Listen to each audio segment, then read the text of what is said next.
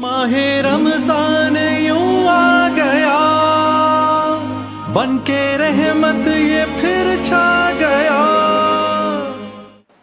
کما کتب علی الذین من قبلکم، جیسے کہ یہ فرض کیا گیا تھا ان پر جو تم سے پہلے تھے، یعنی یہود اور نصارہ، ان پر بھی یہ روزہ جو ہے یہ فرض تھا. البتہ احکام مختلف ہو گئے. جیسے جمعے کا دن اور جمعے کو چھوڑ کر یہودیوں نے سبت کا دن اختیار کیا، عیسائیوں نے جو ہے وہ سنڈے کو اختیار کر لیا، لیکن احکام میں فرق ہے. وہاں پورے سبت کے دن، ہفتے کے دن کاروبار دنیاوی مطلقاً حرام، لیکن ہمارے ہاں شریعت کے اندر آسانی پیدا کی گئی کہ صرف جمعے کی اذان سے لے کر نماز ادا ہو جانے تک وہ حرام ہے، لیکن باقی یہ ہے کہ اس سے پہلے بھی اگر کرو اور بعد میں جب فَإِذَا قُضِيَتِ الصَّلَاةُ فَانتَشِرُوا فِي الْأَرْضِ وَابْتَغُوا مِن فَضْلِ اللَّهِ، جب نماز ادا ہو چکے تو جاؤ، منتشر ہو سکتے ہو زمین میں اور اللہ تعالیٰ کے فضل کو تلاش کر سکتے ہو. تو اسی طریقے سے اگرچہ حکم روزہ جو ہے وہ تو سابقہ امتوں میں بھی تھا، لیکن یہ اس کے احکام جو ہیں ان کے اندر تغیر و تبدل ہے. کتب علیکم الصیام کما کتب علی الذین من قبلکم لعلکم تتقون، تاکہ تمہارے اندر تقوی پیدا ہو جائے. اب یہ ہے حکمت صوم کی پہلی آیت. تقوی کسے کہتے ہیں؟ بچنا. کس چیز سے بچنا؟ اللہ نے جو چیزیں حرام کی ان سے بچنا، اللہ کے احکام کو توڑنے سے بچنا. دیکھیے یہ لفظ جو ہے اس کا مادہ ہے وا، قاف اور یا، وقا. وقا یقی کے معنی ہے کسی کو بچانا. ہم دعا مانگتے وقنا عذاب النار، اے اللہ ہمیں آگ کے عذاب سے بچا لے. لیکن اتقا بنتا ہے باب افتعال، واو تے میں شامل ہو گئی تو اتقا، اور اسی سے تقوی ہے. تقوی کے معنی کیا ہے؟ بچنا، خود بچنا. وقا یقی دوسرے کو بچانا. بچنا اللہ کے احکام کو توڑنے سے، اللہ کی حرام کردہ چیزوں میں ملوث ہونے سے، اللہ کے غضب سے، غصے سے، اللہ کی ناراضگی سے، اور آخرت میں اللہ کے عذاب سے.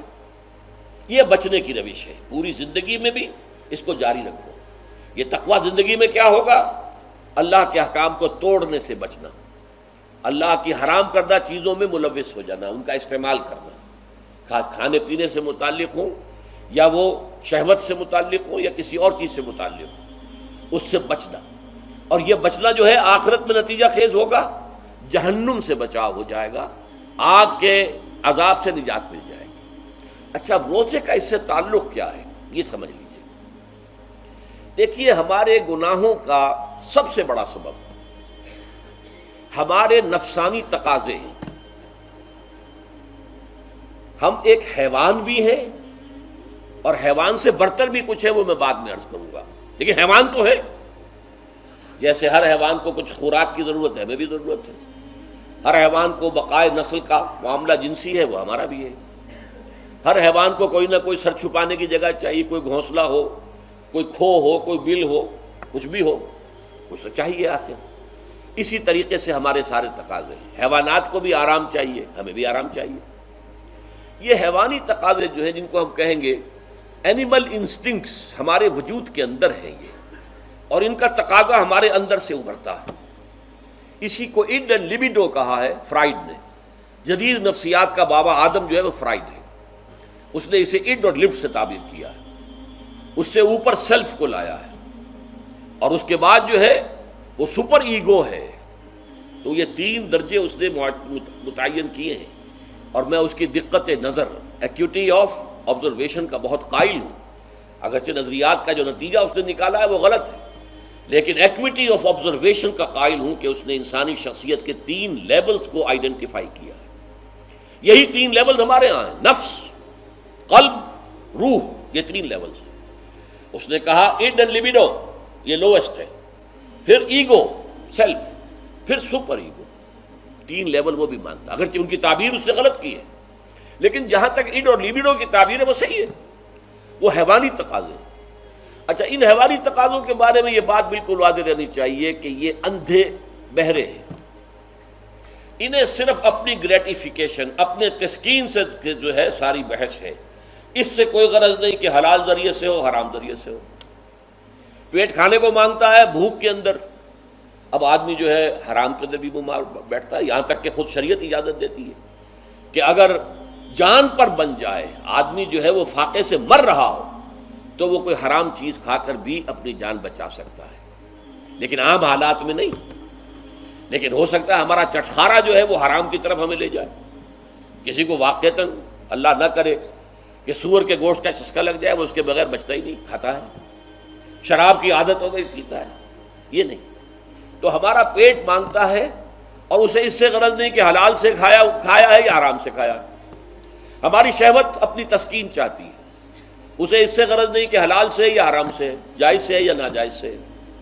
اسی طریقے سے ہمارے تمام تقاضے جو حیوانی ہیں، ایک تو یہ کہ بہت زوردار ہیں، اور چونکہ وہ اندھے بہرے ہیں لہذا جو قرآن میں کہا گیا ان النفس لامارۃ بالسوء، یہ نفس تو بدی کا حکم دیتا ہی ہے، یہ گویا کہ اس کے اندر رجحان جو ہے انہیرنٹ ہے کہ وہ بدی کی طرف انسان کو ترغیب دلاتا ہے، چاہے وہ اپنی ضروریات سے متعلق ہو، چاہے چٹخاروں سے متعلق ہو، چاہے جو بھی لذت اسے درکار ہے اس سے متعلق ہو، چاہے وہ جنسی لذت ہے اور چاہے وہ طعام کی، یعنی جسے ہم کہتے ہیں کہ انسان جو ہے وہ اپنے پیٹ اور فرج کا غلام بن کر رہ جائے، اس لیے کہ جو تقاضا بھی آیا ہے اس کو وہ پورا کر رہا ہے۔ یہ جو کیفیت انسان کی ہے، اس کے لیے ایک مشق جو ہے وہ روزہ فراہم کرتا ہے۔ روزے کے آپ نے 12، 13، 14 گھنٹے کا بھی روزہ ہوتا ہے، بعض جگہوں پر 16، 17 گھنٹے کا روزہ ہوتا ہے۔ اس عرصے میں آپ اپنے نفس کو حلال چیزوں سے بھی روکے رکھتے ہیں۔ اس منہ زور گھوڑے کو جو ہے آپ اس کی لگام کس کر رکھتے ہیں کہ حلال بھی نہیں کھانے دے رہے، بھوک لگی ہوئی ہے، کھانا بہترین موجود ہے، نہیں کھا سکتے، اللہ کا حکم نہیں ہے، اللہ کی اجازت نہیں۔ شدید پیاس ہے، بہترین مشروبات فریج میں رکھی ہوئی ہے، نہیں کھا سکتے، نہیں پی سکتے، جائز نہیں ہے، حالانکہ حلال ہے، حرام نہیں ہے۔ بیوی موجود ہے، یا جیسے کہ لونڈیوں کا معاملہ ہوتا تھا، لونڈی موجود ہے، لیکن نہیں، آپ اپنی شہوت جو ہے وہ اس سے پوری نہیں کر سکتے۔ یہ پابندیاں نفس کے اوپر لگانا، یہ ایک مشق ہے، یہ ایک ریاضت ہے۔ اس ریاضت کا حاصل یہ ہونا چاہیے کہ انسان بقیہ 11 مہینوں میں اپنے آپ کو حرام سے تو بچائے نا۔ یہاں وہ حلال سے رکا ہوا ہے اللہ کے حکم سے، کہ حلال چیز بھی نہیں کھا رہا، دن بھر نہیں پی رہا، دن بھر نہیں اپنی کوئی شہوت پوری کر رہا، دن بھر حلال ذرائع سے بھی، تو اس سے اس کے اندر یہ ایک، اس کو ہم کہیں گے سیلف کنٹرول پیدا ہو جائے، اپنے نفس کو قابو میں کر لے۔ یہ گویا کہ اس کا سب سے پہلا، اس روزے کی ریاضت، روزے کی مشق کے حوالے سے یہ اس کی حکمت ہوئی کہ اس سے کے ذریعے سے انسان میں سیلف کنٹرول پیدا ہو رہا ہے، ضبط نفس۔ یہاں پہ تھوڑی سی میں وضاحت کر دوں، رہبانیت کے اندر آپ کو معلوم ہے کہ سیلف اینیہیلیشن، انگریزی الفاظ جو ہیں وہ زیادہ بعض لوگوں کے لیے واضح ہوں گے، نفس کشی، نفس کو کچل دینا، ختم کر دینا، مار دینا، یہ رہبانیت میں ہوتا ہے، اسلام میں نہیں۔ اسلام کا نظام بڑا متوازن ہے۔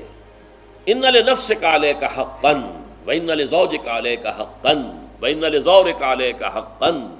حضور نے فرمایا دیکھو تمہارے نفس کا بھی تم پر حق ہے، اسے مناسب حد تک آرام دینا بھی تمہارے ذمے ہے، اسے غذا بہم پہنچانا بھی تمہارے ذمے ہے۔ فرق صرف کیا ہے، حلال سے ہو حرام سے نہ ہو۔ اس کی شہوت کو پورا کرنا بھی تمہارے ذمے ہے، فرق صرف کیا ہے، جائز راستے سے ہو حرام سے نہ ہو۔ اس کا نام ضبط نفس ہے، سیلف اینیہیلیشن، نفس کو کچل دینا۔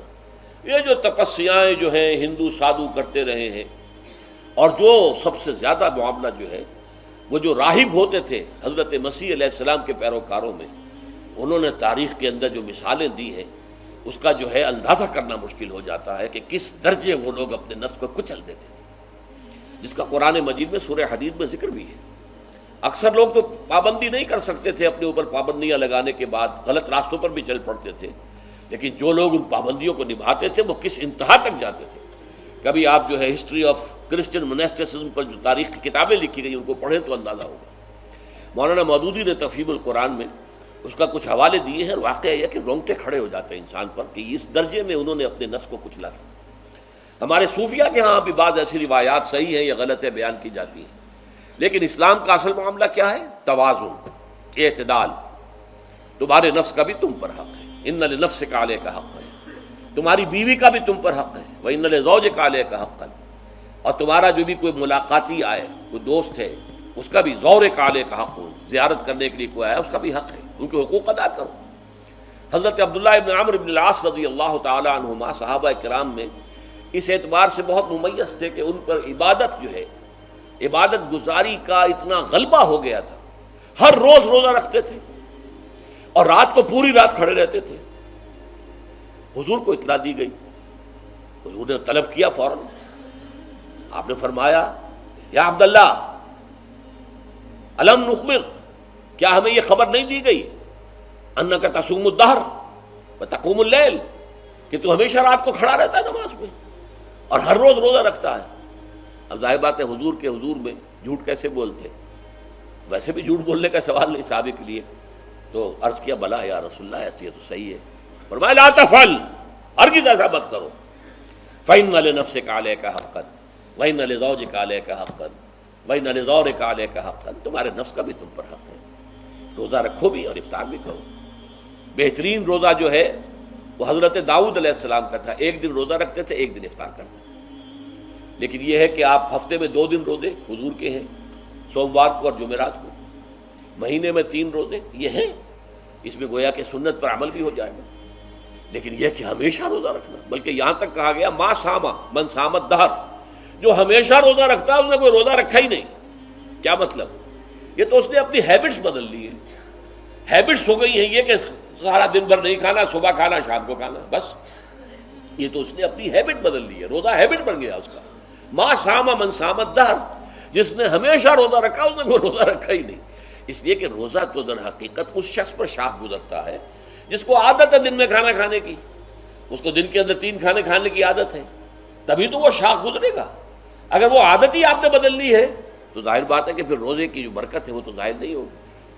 تو بہرحال اس اعتبار سے غور کیجئے کہ یہ پہلا حکم جو ہے روزے کا، لعلکم تتقون، تاکہ تمہارے اندر تقوی پیدا ہو جائے، اپنے نفس پر کنٹرول پیدا ہو۔